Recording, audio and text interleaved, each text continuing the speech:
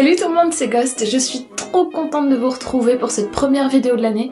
Je suis vraiment désolée de ne pas avoir fait de vidéo avant, mais je ne pouvais pas, hein. Si vous me suivez sur les réseaux sociaux, vous savez que ces 2 derniers mois, j'ai bossé comme une dingue. Pour vous dire, aujourd'hui c'est mon premier jour de repos depuis que j'ai commencé à bosser sur ce gros jeu vidéo. Donc désolée pour ça. J'en profite du coup pour vous remercier aujourd'hui dans cette vidéo pour être aussi nombreux à me soutenir. On a dépassé la barre des 5000 abonnés, donc c'est l'occasion pour moi de vous remercier personnellement en vidéo pour tous vos messages, que ce soit en commentaire à mes vidéos, que ce soit sur Twitter ou sur Instagram, et aussi pour remercier tous les tipeurs et personnellement Al et Yann qui me suivent maintenant depuis super longtemps. Merci beaucoup les mecs, ça me fait vraiment trop plaisir de vous avoir. Je vous avais posé la question sur Twitter et Instagram si vous préfériez une FAQ, vu que ça m'avait été demandé pas mal de fois, ou plutôt une vidéo Fun Facts About Me, vu que j'aime bien le concept, et finalement vous avez été 75% à voter pour cette deuxième option, alors c'est parti! Je suis née le 3 février 1989, et le 3 février c'est le jour du Setsubun. C'est une fête japonaise où il est de coutume de jeter des haricots dans sa maison pour chasser les démons et les esprits. Alors j'ai toujours trouvé ça drôle puisque j'adore croire à ce genre de choses, mais c'est surtout marrant de se dire que le jour de ta naissance, eh bien c'est la journée nationale de la chasse aux fantômes au Japon. Je suis née en France, mais comme mon papa était militaire, j'avais à peine quelques mois quand on est parti vivre à Berlin. Donc si vous faites le rapprochement avec mon année de naissance, vous l'aurez peut-être compris, ouais, j'ai assisté à la chute du mur de Berlin en direct. Depuis ma petite poussette, bon, j'avoue, je ne m'en souviens pas, mais c'est quand même cool de le dire. Depuis que je suis toute petite, mes bonbons préférés ce sont les ours d'or de Haribo, et d'ailleurs j'en achète toujours un paquet quand je pars en voyage. Quand j'étais petite, je voulais être archéologue, pilote de chasse ou vétérinaire, mais pas vétérinaire pour chat et chat, hein. Non, moi je voulais sauver les gros animaux, les animaux sauvages. Mon kiff, mon rêve, qui l'est toujours hein, d'ailleurs, c'est de prendre un lion ou un ours et de lui faire un câlin comme ça pendant qu'il dort. J'adore les raisins secs, c'est un truc de fou, je pourrais en manger tout le temps, en mettre dans tous les plats ou dans tous les desserts gâteaux. Ce qui a d'ailleurs tendance à énerver un peu mon frère. Désolée.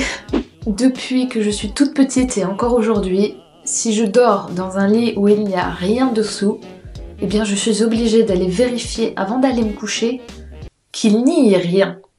Je ne sais pas ce qui m'a traumatisée autant quand j'étais gosse, mais clairement il y a des séquelles qui sont restées.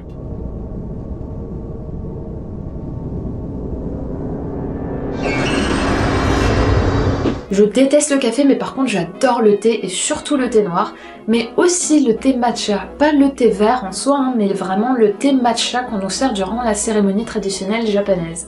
Je déteste faire du shopping. Pour moi, c'est la pire des corvées. Alors c'est pas que je déteste acheter des vêtements, hein. Non, c'est que je déteste aller faire les magasins. C'est un truc qui me saoule. Je ne crois pas en Dieu ou toute autre personnalité religieuse, mais par contre, depuis que je suis toute petite, je suis fascinée par les mythologies et surtout les mythologies égyptiennes, comme ça peut se voir. Ma première console, c'était la PS1 qui est sortie quand j'avais 6 ans, du coup je suis toujours restée sur PlayStation.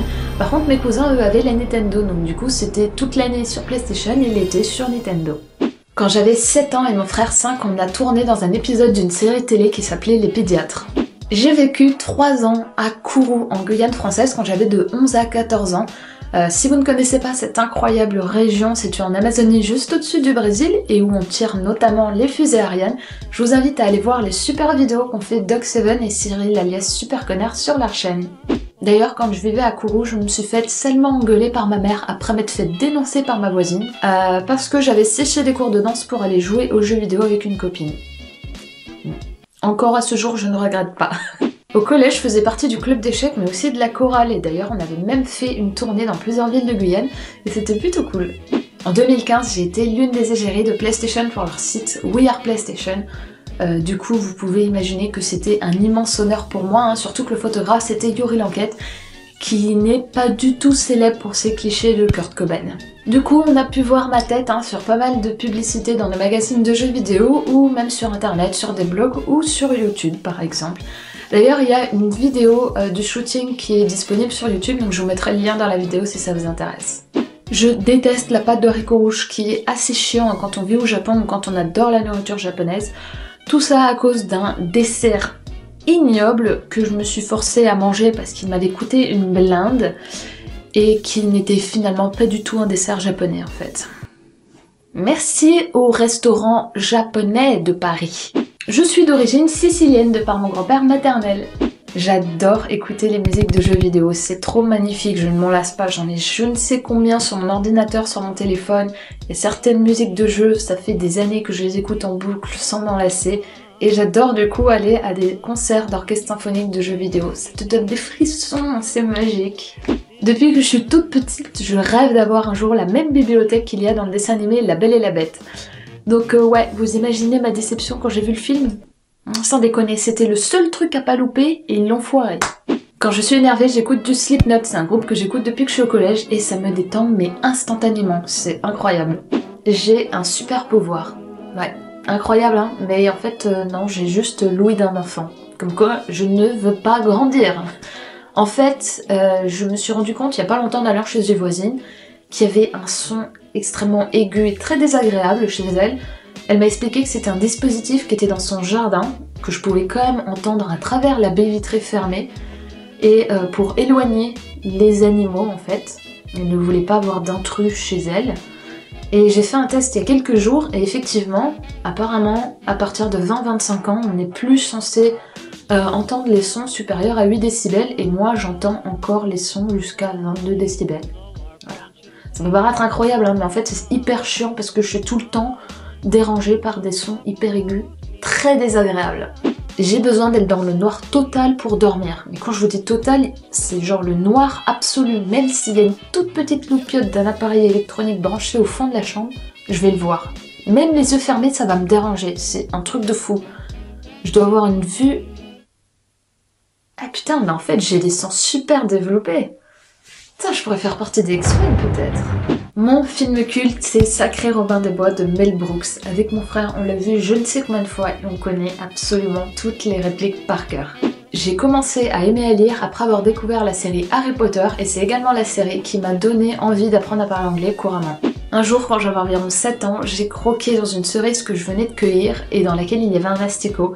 Et ça m'a tellement dégoûtée qu'aujourd'hui encore, quand je mange une cerise, je suis obligée de la couper en deux pour vérifier qu'il n'y a rien dedans. Je m'intéressais tellement à la magie quand j'étais jeune que j'ai écrit mon propre livre des ombres où j'ai référencé absolument tous les démons, les anges, les types de fantômes et toutes les créatures inimaginables qui puissent exister. Et j'avoue que j'en suis quand même assez fière.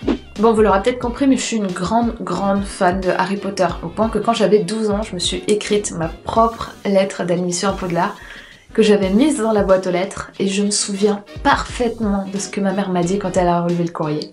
Elle m'a appelée et elle m'a dit « Amélie, c'est bizarre, t'as reçu du courrier, mais sur l'enveloppe on dirait ton écriture. » Merci maman d'avoir gâché la surprise. Quand j'avais 15 ans, j'ai créé mon propre jeu de société, que j'ai toujours d'ailleurs, et c'était une sorte de mix entre un jeu de plateau et un jeu de cartes façon Magic. J'ai été la toute première élève de mon lycée, je suis peut-être d'ailleurs toujours la seule, à avoir organisé soi-même un voyage de classe à l'étranger. En fait, j'en avais marre que ce soit toujours les autres qui partent en vacances, et comme aucun des profs ne voulait organiser, j'ai demandé au directeur et il m'a dit ok.